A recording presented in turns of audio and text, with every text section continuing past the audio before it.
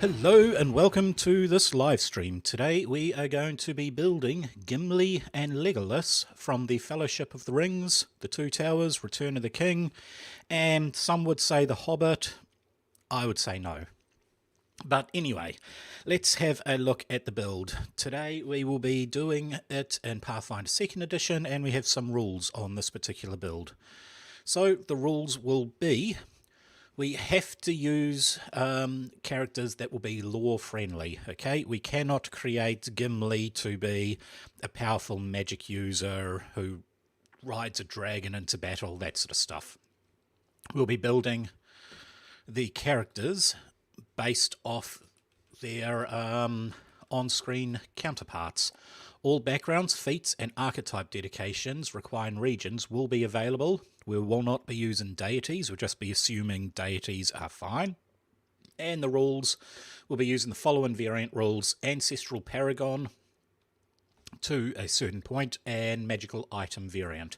We'll also be working from the following books: the Core Rulebook, APG, and then Lost Omens, Character Guide, Gods and Magic, World Guide, and Legends. Now, I don't think we have much in Gods and Magic or Legends. I believe we have one or two items in World Guide, and we have a bit in the Character Guide. So I haven't actually got around to doing any animations, so let's just move straight in and start building. Legolas Ancestry is obviously elf. His base hit points is 6, his size is medium, speed of 30 feet. His ability boosts are Dexterity, which will go up to 12, Intelligence, which will go up to 12, a free one, which I'll be putting Strength to 12, and he takes a floor in Constitution. The languages he has will be Alvin and Common, plus additional languages based on his intelligence. His traits are elf and humanoid, his vision is low light. His heritage will be woodland elf, so you are adapted to life in the forest or deep jungles. You know how to climb trees and use foliage to your advantage. When climbing trees, vines and other foliage, you move at half your speed on a success and full speed at a critical success. Okay, this is going to let him climb up trees, climb up all sorts of stuff. It's fitting for a woodland elf, alright? This doesn't affect you if you're using a climb speed, and you can always take action or take cover action when you are within a forest to gain cover. Even if you're not next to an obstacle, you can usually take cover behind. So this just lets him hide in forests. I'm pretty happy with that. Okay, Ancestry Feats. He's going to be Nimble Elf, so this is going to give him a speed increase of 5, making him 35. Very fast little elfie. You also have Woodcraft, which is your innate familiarity with forested areas. When in a forest or jungle environment, if you rolled a critical fail on a survival check to sense direction, subside, or cover tracks, you normally just get a fail. And if you roll a success, you get a critical success. So you can no longer critically fail, you can usually fail, or you can critically success. And that is from the Lost Omens Character Guide, page 26. Okay, his background, he is going to be a Narmathi gorilla. That is from the Lost Omens World Guide. However, we're going to change the wording slightly and make it a Mirkwood gorilla. Okay, woodcraft comes naturally to you. You have learned how to use the forest to your tactical advantage against superior forces in skirmishes against the Isengard army and the Mordor Legion. Okay, that's meant to be Molthuni and Ironfang, but we're just changing it for, Lord of the Rings words. Choose 2 abilities. One must be Dexterity, which we'll be using to put up to 14, or Wisdom, which we'll be using to put up to 12, and the other is a free boost. We're not using free boosts, we're taking both Dex and Wisdom. You are trained in Survival and the Forest Lore skill. You gain the Terrain Stalker for Underbrush. So this feat is select one type of difficult terrain, that is underbush. While undetected by non-allies in that type of terrain, you can sneak without attempting a stealth check as long as you move no more than 5 feet and do not move within 10 feet of an enemy at any point during your movement. This also allows you to automatically approach creatures to within 15 feet while avoiding notice. That's pretty powerful. That sort of goes into the whole Hunter of the Woods theme. Okay, his class. He is going to be a fighter. A lot of people were saying I should make him a rogue or a ranger, but fighter feats tend to have some really good archery abilities, so we're going to go with that. Okay, that gives him a hit points of 10 plus constitution, a perception of expert, save and throws expert, and fortitude and reflect, trained in will. His skills are going to be trained in acrobatics, plus a number of skills of 3 plus your intelligence. His attacks, he's expert in simple, martial, and unarmed. A lot of people hate that because monks do not become expert in unarmed, but we'll get onto that when we make him monk. Trained in advanced, and his defense is trained in all armor and unarmored defense. And he is trained in the fighter class DC, as you'd expect.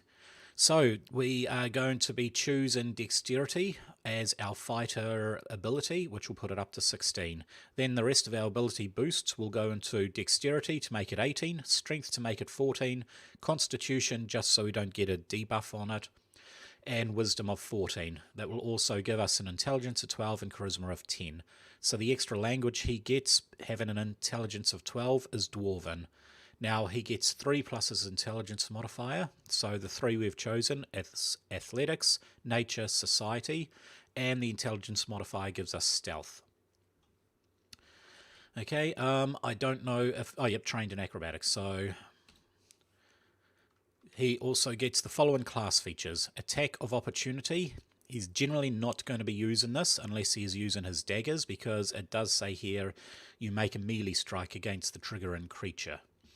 So if he's in melee combat, if he has to put his bow down, he can use attack of opportunity as a reaction whenever any enemies use a manipulate or a move action, or make a range attack, or leave the square.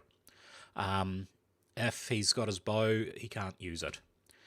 And then the last abilities he gets is shield block. Once again, he won't be using a shield. That was Boromir's job, so we can pretty much ignore that.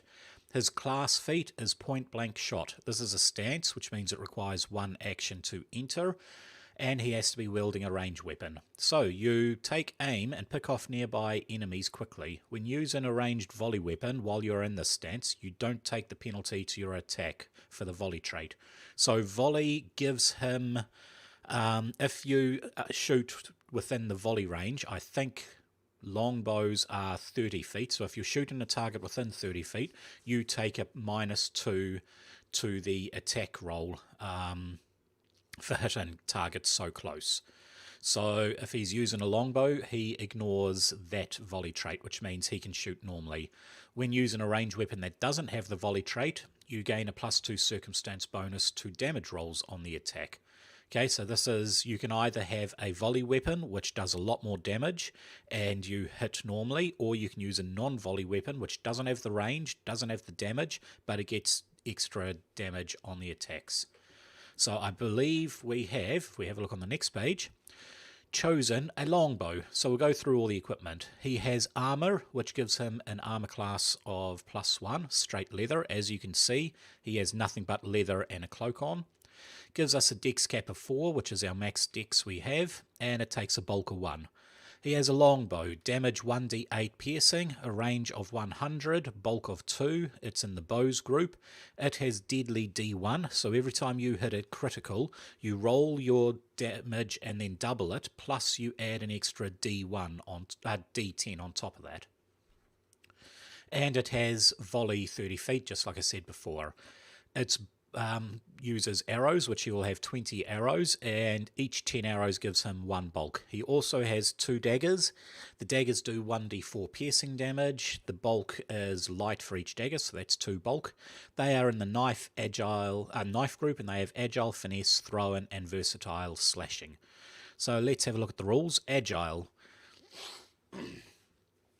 This means that your multiple attack penalty goes down when you are doing extra attacks on this. So usually it is 5 and 10. So 5 for the second attack, 10 for the third. This one goes to 4 and 8. So you take a -4 penalty on your attack roll, and then a -8 if you're attacking 3 times with his daggers.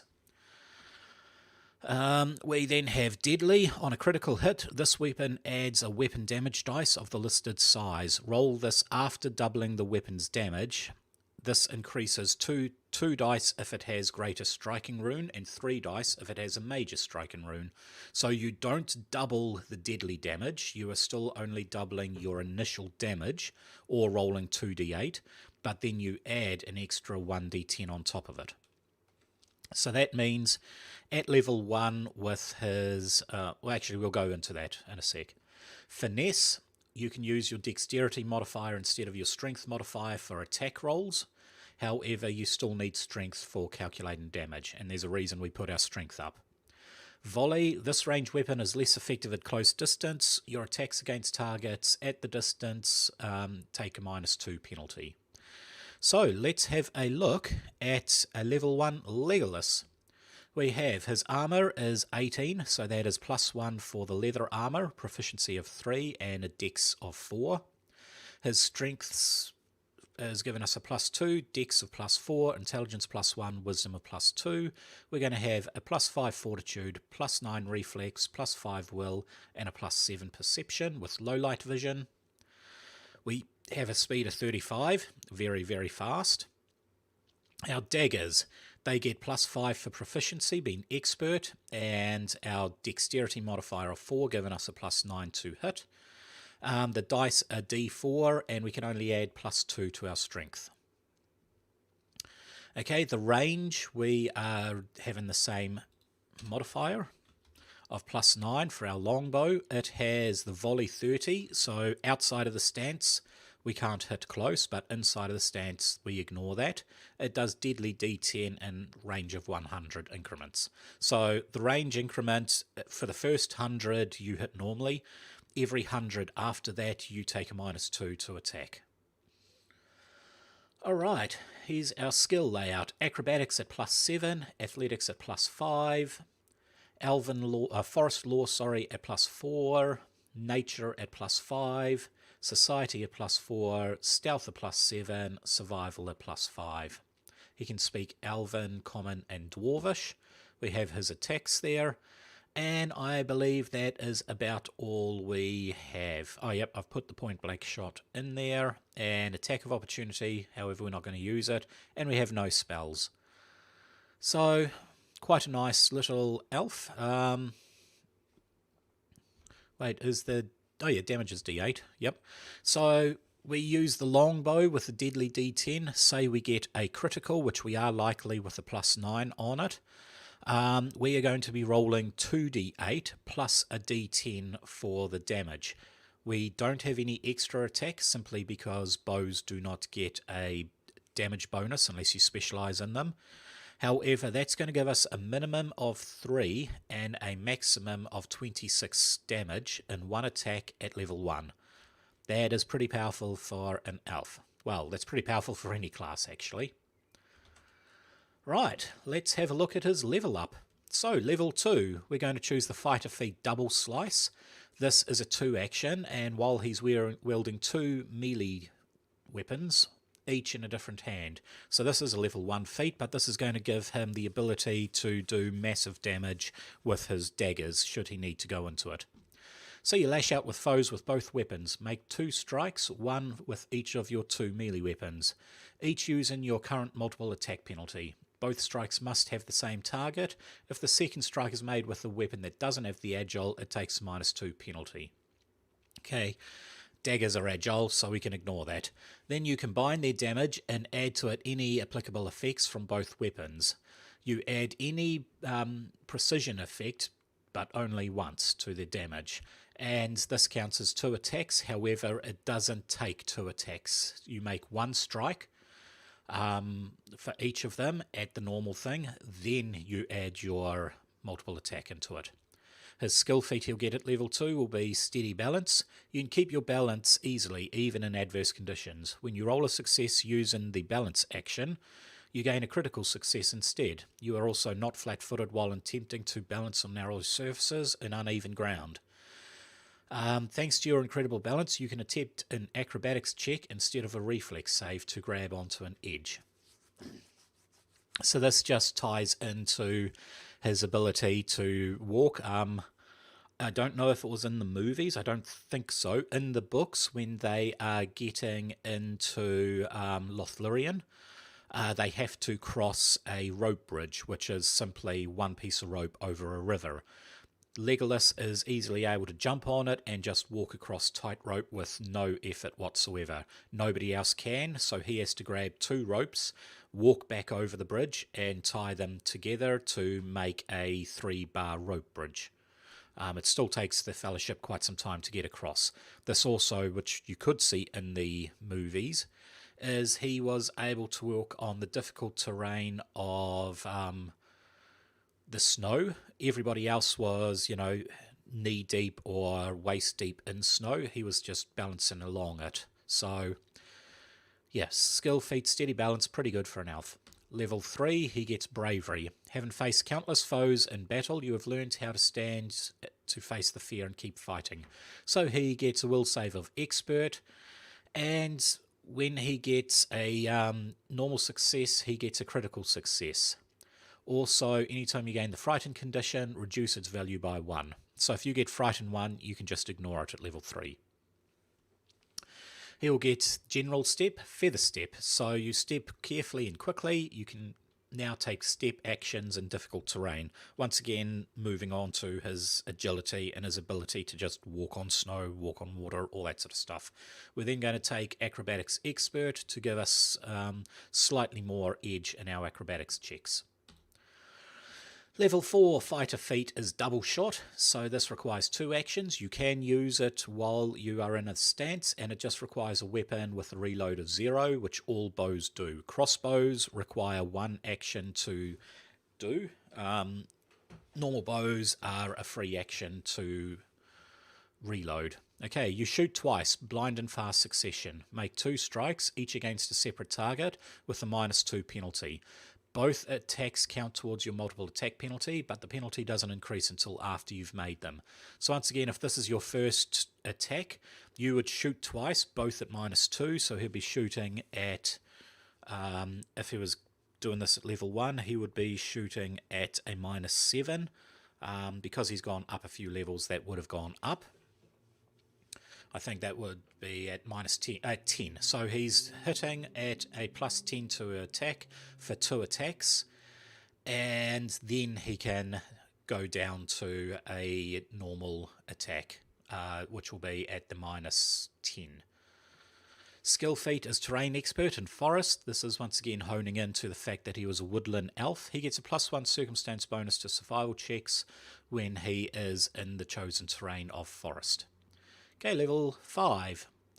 We get our first ability boost, which would put in Strength up, Dexterity up, Constitution up, and Wisdom up. So the Constitution is just going to give us more hit points and let us run further and faster.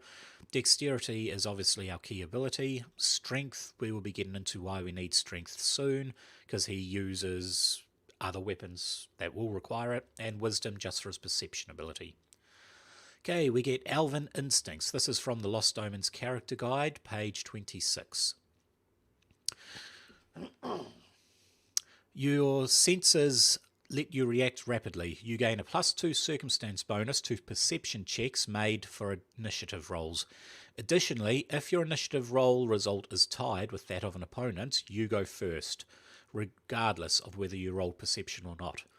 So this is going to give him more of an ability to attack first. Fighters do get another circumstance bonus, and you can only have 1 circumstance bonus at a time.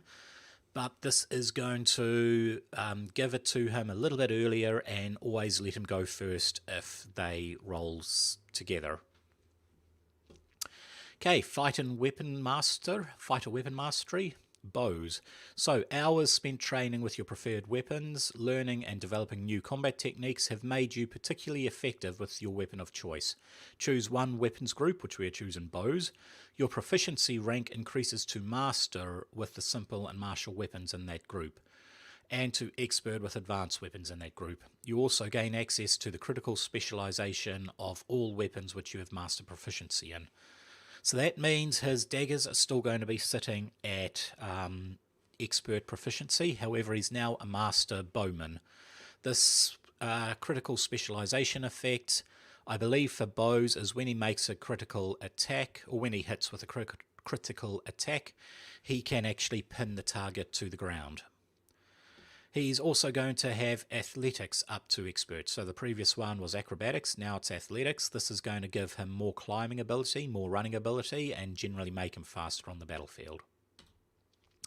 Level 6, Fighter Feat is Parting Shot. This is 2 actions, and it's actually from the AGP, page 126. So once again, we have to have a ranged weapon with a reload 0. You jump back and fire a quick shot that catches your opponents off guard. You step, then make a range attack with the required weapon. Your target is flat-footed against the weapon. So this means that a target is shooting, you can, or targets are coming up to you, you can roll closer to them and then do a massive attack. It's going to hit normally, but the target is flat-footed, which means you will be getting a +2 to your attack roll. Quite nice and handy.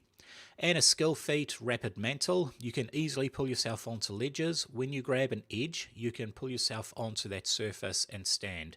And you can use athletics instead of reflex to grab an edge. So basically he can now use his athletics and his acrobatics instead of reflexes to pretty much grab, climb, run around the battlefield, do all sorts of aeronautical coolness. Level 7, Battlefield Surveyor. Whether taking stock of an enemy or simply standing ground, you excel at observing your foes. Once again, this is a +2 circumstance bonus to perception checks, making you react faster. Well, he's had that for 2 levels, and that does not go up. It'll still only be +2. General feat Toughness. You can withstand more punishment than most before succumbing. Increase your maximum hit points by your level, and reduce the DC of recovery checks by 1. So any DC that you have to do to recover from something goes down by 1, and your hit points will go up per level. That level 7 means 7 extra hit points. Just makes them a little more longevity in battle. Okay, athletics is going to go to Master, and weapon specialization. So you have learned how to inflict greater injuries with the weapons you know best. This is the bows and stuff. So you deal 2 additional damage with weapons and unarmed attacks which you're expert. That'll be his daggers. This damage increases to 3 if you're master, his bows, and 4 if you're legendary. He's not yet. Level 8, Fighter Feat, Incredible Aim. So this is a 2-action ability. By spending the moment focusing, you can ensure your attack strikes true. Make a ranged weapon strike. On the strike, you gain a +2 circumstance bonus to the attack rolls and ignore the target's concealed condition. This lets him hone right in and, hit the target. Skill feat, Quick Climb. When climbing, you move 5 feet on a successful and 10 feet more for a critical. This does go up with his previous climbing ability, so now he can almost climb at full speed. This, once again, just lets him climb up Myrmikill and shoot them in real time. Okay, Ancestry Feat. Elf Step. This is 1 action. You move in a graceful dance, even your steps are broad. You step 5 feet twice.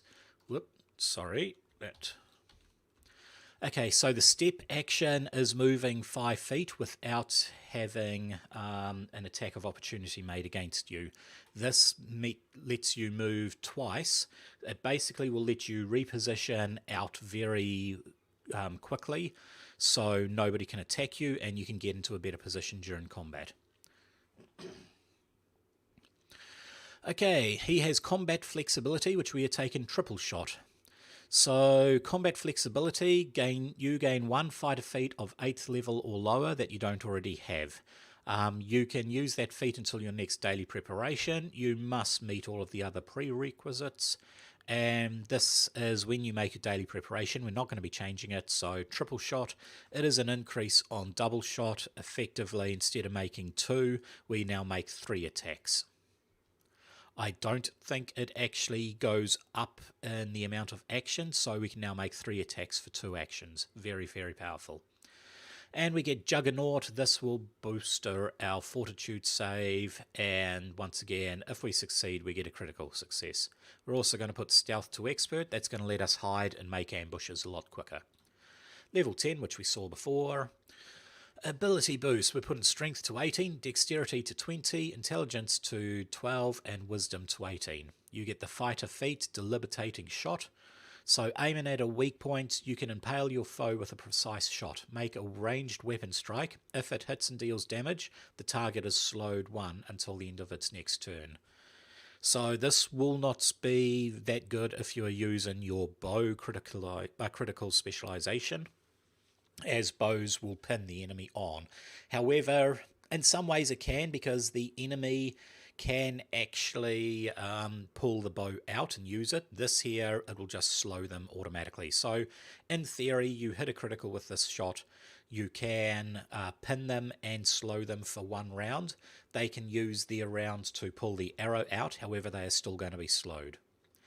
And skill feat, Wall Jump. So this is effectively letting us go parkour and jump up and down walls. We're going to have, because we got higher intelligence, actually that should be 14, sorry. We're going to have another language, which will be the Shadow Tongue of Mordor, and we're going to be trained in diplomacy. Right, we are using the Game Master's Guide automatic bonus progression that you get. This is part of the variant weapons rule, and it is designed for worlds that do not have very high magic. So what we are going to get is an attack potency of +2, skill potency, so we're going to be choosing stealth at 3rd level, 6th level acrobatics, 9th level stealth +2. This is just getting us a skill ability on top of our usual abilities for that. We are going to have +1 to our damage dice, and then +1 on defense, perception, and saving throws. Our equipment, we are going to be using the magical item variant, so we're using Expert Resilient Leather Armor, which is just resilient armor. That is going to give us an armor class of 2, +3 with what we got previously, a dex cap of 4 still, saves of +2, it's 1 for the armor, 1 for our previous ability, and then a bulk of 1. We're going to have the weapons, Galadriel, which is the bow he got at Lothlorien. It is a master composite longbow, and this is a devastating weapon.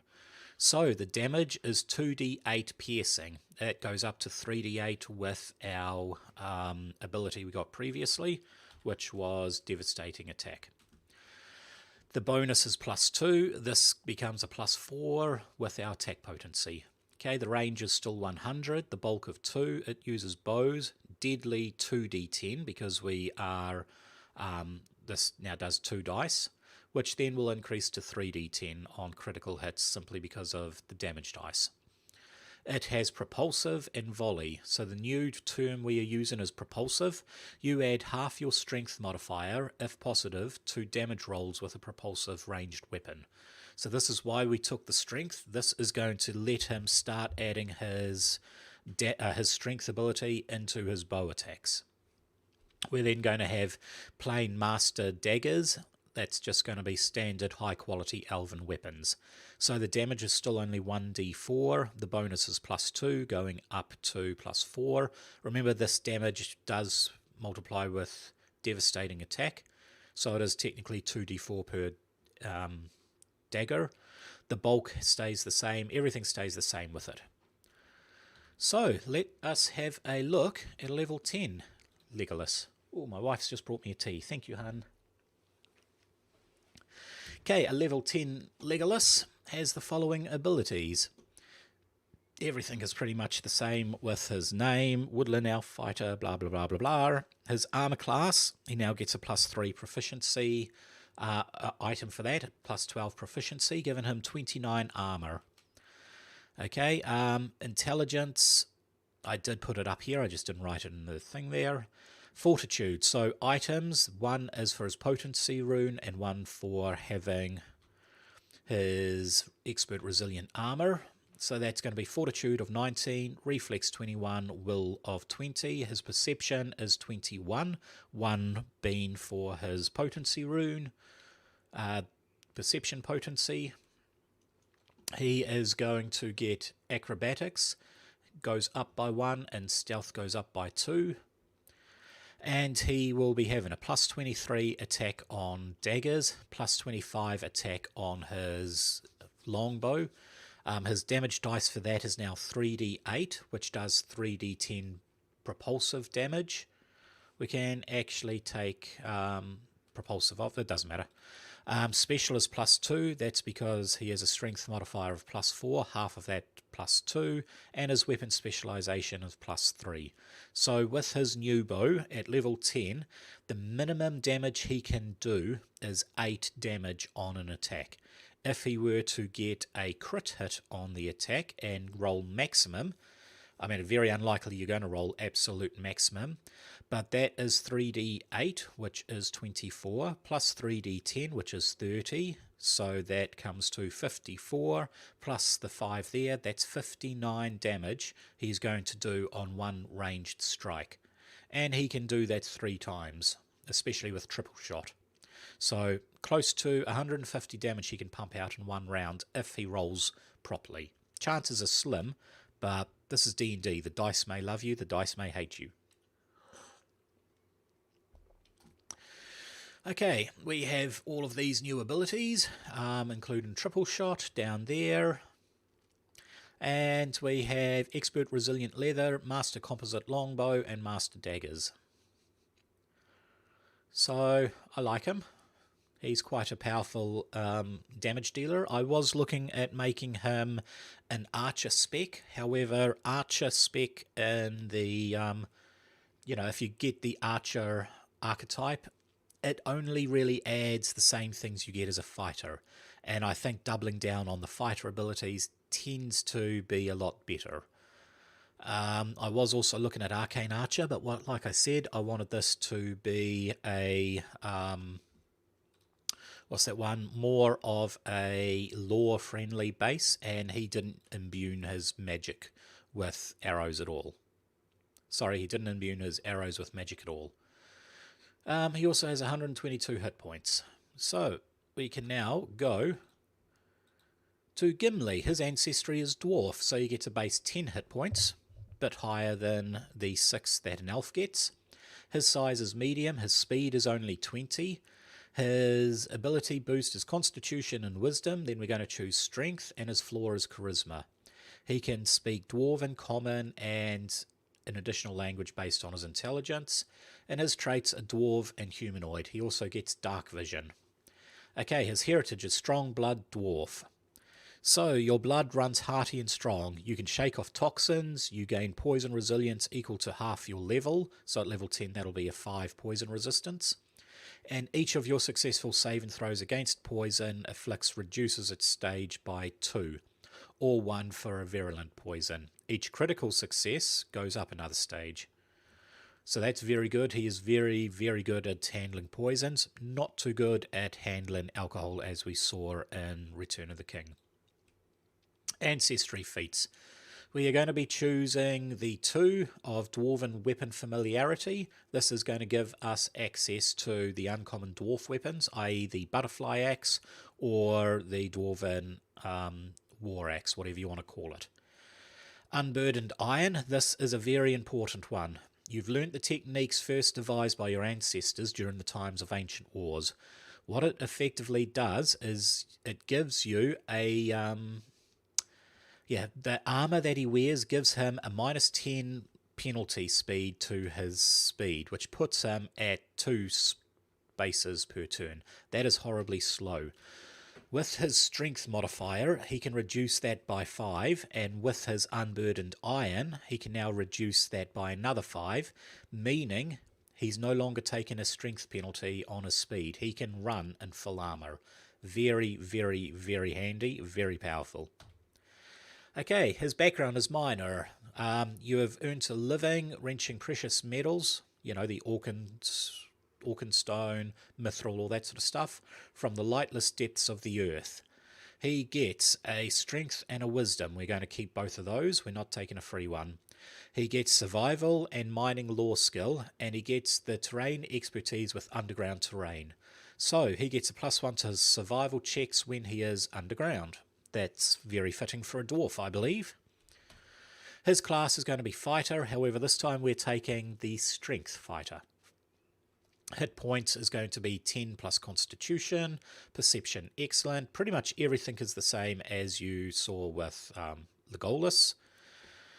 His ability boost, we're going to be up in Strength to 12, we're going to be up in Dexterity, Constitution and Intelligence, and we're keeping Charisma at 8 and Wisdom at 14. His extra language is going to be Goblin. I don't even remember him speaking Elf, but I believe he could curse an Orc and Goblin. His skills are going to be Acrobatics, Crafting, Intimidation and Society. Add that to his Athletics, and then the ones that he gets here, which is going to be Mining, Lore and Survival. Okay, his class features, Attack of Opportunity. This is going to play a big role for him because he does have a melee weapon and he will not be using a shield, so his next one of Shield Block, useless. Attack of Opportunity, this is his primary action. Okay, his class feat is Power Attack. 2 actions, you roll the dice double when you're attacking and then you add all of the dice in. This goes up to 2 extra dice at level 10 and 3 at level 18. So that's going to be a lot of damage he does. His equipment, he's going to be in Splint Mail. Splint Mail is basically chainmail with interlocking metal plates. As you can see, he's in chainmail and he has interlocking metal plates based around it. So that's going to give him an armor class of 5, dex cap of 1, bulk of 3, speed penalty minus 10. However, we are ignoring that because we match the strength requirement and because we have unburdened iron. He has a clan dagger. Every dwarf has one. It is a sentimental clan dagger. He probably got it from Glowin or all sorts. Boromir didn't give him one. Who would have given him one? Bifur, Bofur, Feely, Keely, Thorin, you know, he got a clan dagger from someone. He has 2 hatchets. They are the weapons you see on his side. They are throw-in axes, but he can also dual wield them as single axes, which I believe, yep, no, they're not a parry weapon, so it doesn't really matter, but he can dual wield 2 small axes, or he has his giant dwarven war axe, which is a 1d8, or it's 2-handed d12, and it's a sweep weapon. So the 2 that we have not seen, the clan dagger has parry, so this one here, if we are wielding this, even if it's in our offhand, we can take an action to go into a parry stance, and we get a +1 bonus to armor class. So technically he could have 1 hatchet and a dagger. That doesn't really seem like him, but he can do it. And then sweep. This weapon makes wide sweeping or spinning attacks easier to hit multiple enemies. When you attack with this weapon, you gain a +1 circumstance bonus to your attack rolls if you have already attempted to attack a different target this turn. It's not quite like Agile, but it almost takes away the Agile thing. If you are hitting the same target, you are still taking your -5 and -10. However, if you are hitting multiple targets, you can drop the thing by 1, so it becomes -4, and I believe it goes to -9. It doesn't accumulate, so it's -4 and -9. It's just a handy little weapon. Alright, so let's have a look at Gimli Level 1. Armor class of 19, that is 1 higher than Legolas's armor class. He has a cap bonus of 5, being Splint Mail, but only a cap of 1 and a dex of 1. That is fine. His dexterity isn't actually that high. He's put more into Constitution and Strength. Fortitude save of 7, reflex of 6, will of 5. Legolas was 595, so he has the same will save, but he has better fortitude save by 2 and lower reflex save by 3. His perception is +7, I believe that is the same, yep. And he has dark vision as opposed to low light vision. He's got his clan dagger, does a +9, hatchets do +9, dwarven war axe +9, 9 all around. And there we go. That is Gimli Level 1. So let's have a look at leveling him up. Level 2, he gets Intimidating Strike. So he can't use this and power attack, but your blow not only wounds a creature, but also shatters its confidence. Make a melee strike. If you hit and deal damage, the target is Frightened 1 or Frightened 2 on a critical hit. This is basically putting the fear of the dwarfs into his enemies. He's also going to have Armor Assist. This is going to let him don on armor a lot quicker and help other people put on armor. Level 3, Bravery, we went over that. His general feat is Pick Up the Pace. This is from the Advanced Player's Guide. You lead by example and can help others push themselves beyond their normal limits. When hustling in a group during exploration mode, your group can hustle for up to 20 additional minutes. Okay, this ties into him having to, in full armour, join an elf and a human in light armour, running across the countryside for 4 days, I believe it was, without food, water or sleep, chasing down a bunch of orcs, actually chasing down the Isengard Uruk-hai. He is then going to have Intimidation. So I want him to be heavily based in scaring the enemies and being able to run a lot. Okay, level 4, Fighter Feat is Swipe. You make a wide arcing swing, make a melee strike and compare the attack result to the armor class of up to 2 foes, each of whom must be within your melee reach. So this is 2 actions. It effectively lets you do 1 massive swing and you hit 2 targets. Skill feat is Group Coerce. This lets him coerce a group of multiple people doing more things at once. So he can convince a bunch of orcs to lay down their weapons, convince a bunch of elves to let him in, you know, that sort of stuff. Okay, level 5, we're going to up our strength, constitution, wisdom, and we're finally reducing the deficit on our charisma. Our ancestral feat is a Forge Day's Rest. This is from the Lost Omens character guide, page 20. Your unusual rest cycle allows you to recover faster. As long as you've rested for 12 hours, you gain the effects of fast recovery general feat and can go 20 hours without resting before becoming fatigued. So this will let him have a good night's sleep and then act a lot further. Most people, if they rest for 12 hours, they rest for 12 hours. They don't get fast recovery and they still can only go for 16 hours. Okay, fighter weapon mastery is going to be axes. Whoops, I put bows down. I copied and pasted from Legolas's one. However, he's a master in axes. And athletics is going to go to expert. Okay, level 6, our fighter feat is Furious Focus. You learn to maintain your balance even when swinging furiously. You make 1 power attack with a melee weapon you're wielding in 2 hands. It counts as 1 attack towards your multiple attack penalty instead of 2. So this is good. You can use power attack for 2 actions. However, your next attack is considered only as if it were a, your second attack, not your third attack.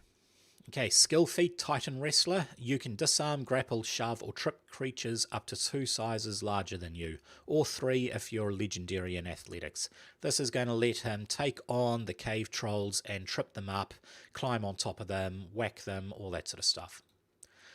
Battle Surveyor, we've gone over that before. The general feat will be Battle Cry. When you roll initiative, you can yell a mighty battle cry and demoralize an observant foe as a free action. If you're legendary in Intimidation, you can use your reaction to demoralize a foe when you critically succeed an attack roll. So this here, you use your free action, so you can only use 1 free action of that type once per turn. You can use multiple free actions, but you can't use demoralize multiple times per trigger, I believe it is. So you can actually, if you make 3 attacks, you can get demoralize on all 3, but you can't use it 3 times on 1 attack. I believe that's how it works. Okay, so he rolls initiative, he screams out, and he can demoralize a foe. That there is a what did we do? We done Intimidation, that was it. Sorry. That's an Intimidation check, and if the foe fails the check, they become frightened. You can do the same for if you roll criticals. Very handy. Intimidation, Master. Why did I go backwards? There is Intimidation sitting right there. That was stupid of me. Oh well. Okay, you've learned how to inflict greater weapons. This is the same as before. He is going to be doing +2 damage on his clan dagger, and he is going to be doing +3 on all his axes. Level 8, he's going to have blind fight. So your battle instincts make you more aware of concealed and invisible opponents. You don't need to succeed a flat check to target concealed creatures. You're not flat-footed to creatures that are hidden from you unless you're flat-footed for them for reasons other than the hidden condition. And you only need a successful DC 5 flat check to target a hidden creature. This is usually a DC 10. Okay, skill feat, Terrified Retreat. When you critically succeed at the Demoralize action, if the target's level is lower than yours, the target will flee for 1 round. So they are going to become frightened if you demoralize them, and then they are going to start running away. And remember, you can do this every time you do a critical or if you get initiative. So you can actually start chasing people away with your yells.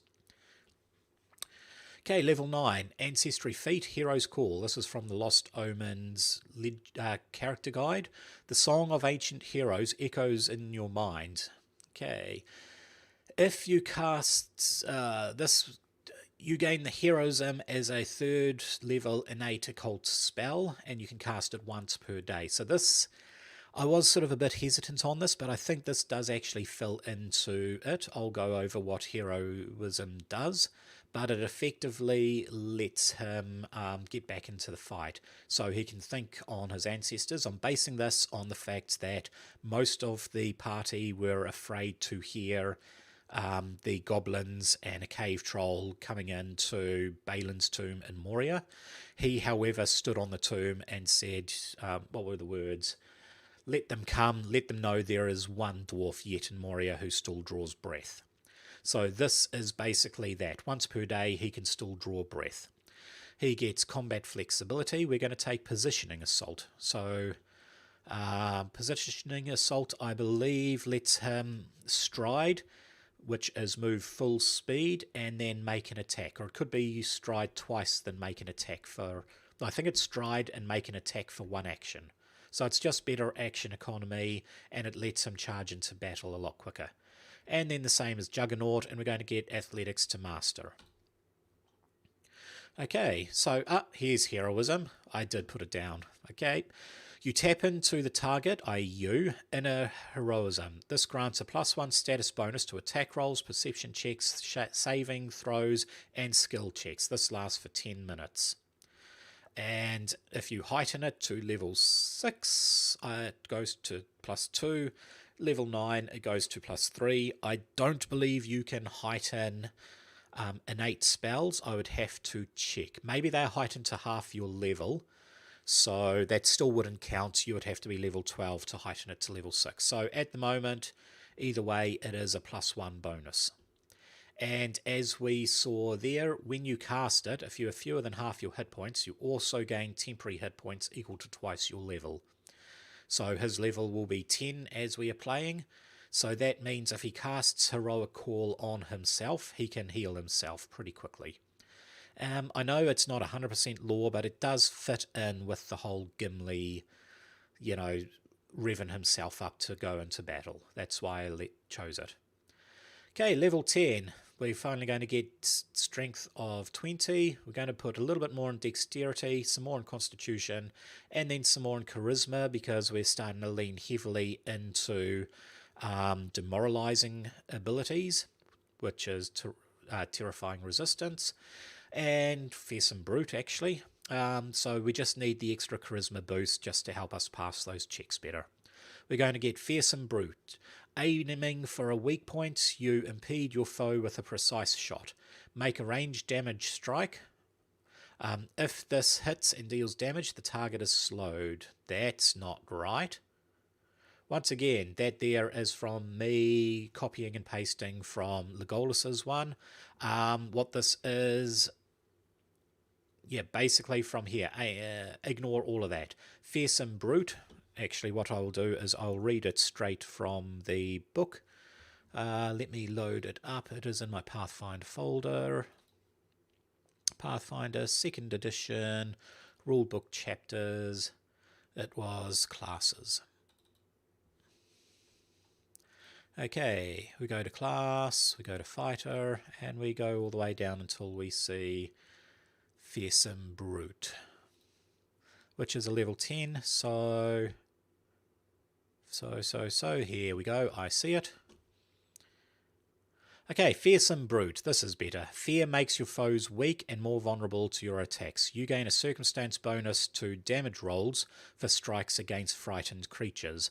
So once again, you do a intimidation. Oh, wow.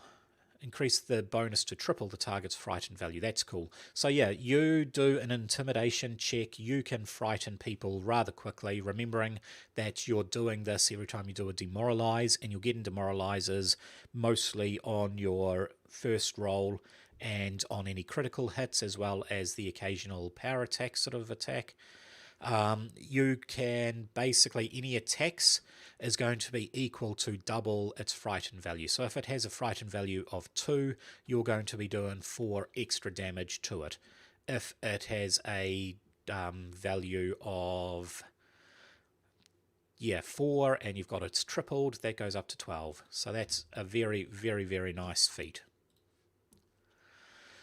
Alright, Terrifying Resistance is AGP. The spells of those who you have demoralized are less effective on you. If you succeed in demoralizing a creature, for the next 24 hours you gain a +1 circumstance bonus to saving throws against those creatures' spells. This is just going to help you take on any pesky Witch Kings or any sorcerers that might be out there. If, as soon as you roll initiative, or you can do it in normal mode, but you demoralize the creature. If they are demoralized, then you get a bonus against all their spells. Very nice. It's just upping the whole demoralize, and that's his key ability. Okay, level 10 Potency. So these are the same, however we're choosing Intimidation and Intimidation +1 and Acrobatics. And then our level 10 equipment, once again using magic item variants from the Game Master's Guide. So we have Splint Mail, which is going to be Mastercrafted Splint Mail. This is not Resilient Splint Mail. So its armor class actually goes to 7, +8 for having our defense potency. Dex cap is still only 1, bulk of 3. He's going to have clan daggers. They do not change. He never really upgrades it. Like I said, it's more a sentimental weapon for him. Okay, he's going to have 2 masterworked hatchets of high quality. The damage for them should be 2, and that's 2 D whatever, plus they are going to be damage dice, plus he's going to have a +1 for attacking, and then his Master Dwarven War Axe is going to be a devastating, so he gets 2 dice up to 3, plus he gets 3d12 if he dual wields it, and on top of that he's getting +2 to attack. So let us have a good look at a Gimli level 10. Okay, his armor class is 31, so that is actually 2 higher than Legolas's. That's primarily because he is going to he has heavier armor, and he is going to be upping the armor, which means he doesn't get the extra resistance saves. The Fortitude save of 21, Legolas's was only 19, so even though he doesn't get a bonus onto it, he's still 2 higher than Legolas. Reflex save of 17, at this point Legolas is 21, and a will of 18, once again Legolas is 20. Okay, perception of +20, Legolas is a little bit higher, but that's alright. Speed of 20, however we're not taking any minuses, that is handy. Acrobatics of 14, athletics of 22, this gives counting our +1 for our potency ruin. Intimidation 19, this is counting because we still only have a charisma of +1, at least it's not a negative. Our proficiency is 16 and we're getting +2 onto it, giving us a total of 19. He's pretty good at mining lore, okay at society, and okay at survival. His big thing is his axe. So, two-handed wielding an axe is going to be doing 3d12. On a critical, that is 6d12 damage, plus 5 for his strength, plus 3 for his weapon specialization. And remember, every time he does a critical hit, as a free action, he can demoralize the foe. That is huge. That is absolutely huge. He can quite possibly... Legolas would have to be getting critical hits in order to do the damage.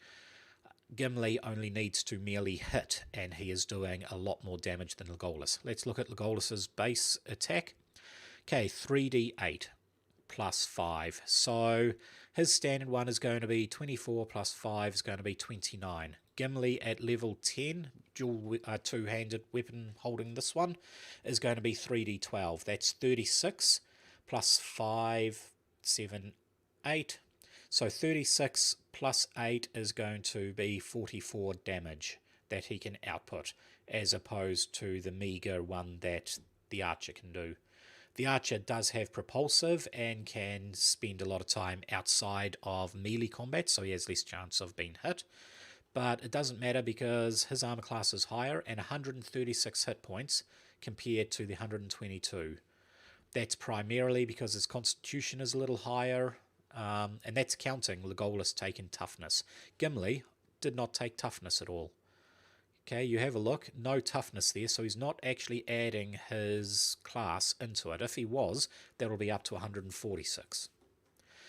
So, that is going to be doing it for today. I will post these particular classes, these two classes up, so you guys can download them. They'll be done at level 1 and at level 1 and at level 10.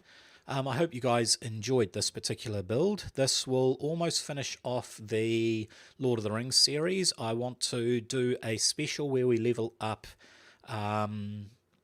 Gandalf, because I was very crook that day and I just couldn't do the actual work. We will also be doing a special one of some of the hobbits. We're not doing every single hobbit, but I might do one of the hobbits and possibly Smeagol. So we're going to choose a specific class for Smeagol, and we're going to have probably Bilbo, but we could do... Yeah, I think I'm going to do Bilbo. Bilbo seems to be my favourite hobbit, in all honesty. We could actually do Samwise. He was also a pretty cool hobbit to do. But yeah, we're going to be doing that. Now, next week, we may not... Yeah, those will be the end of the live sessions. I'm going to just start uploading a lot more, but not necessarily doing them live. That way, any mistakes I can edit out. That's going to cut... This video would have cut down to 40 minutes instead of the hour it's been. Has it been an hour? No, it's been 57 minutes. So, you know, we would have cut off a fair few minutes out of it. But we are going to be doing a special where... Previously, we have been doing...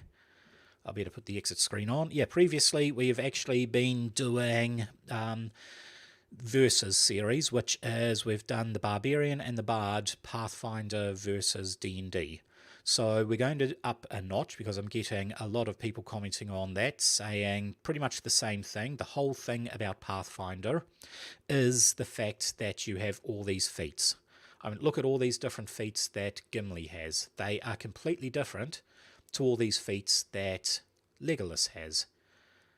And that's the whole thing about Pathfinder, is you can take all these feats and just make a character completely unique. And that's not fair comparing D&D to Pathfinder when you're ignoring an entire page's worth of information. You're ignoring half the character build effectively. So, what I'm going to be doing is playing some one-shots with my wife. I am going to create a level 6 character in D&D and then a level 6 character in Pathfinder, and then we're going to go through a one-shot campaign where we play them, and then we're going to hear her opinion on what she actually prefers playing. Does she prefer playing the Pathfinder? Does she prefer playing the D&D character? Now, she hasn't been playing for long. She's only been playing for a couple of months. Only a couple of months. yeah, it's going to be interesting seeing a newbie and what does she think of the characters. I'm going to give her all the information, we're going to teach her how to use them, and then she's going to do a one-shot. So I'll be uploading that. I look forward to seeing that later. And yeah, thank you guys for watching. Thank you and farewell.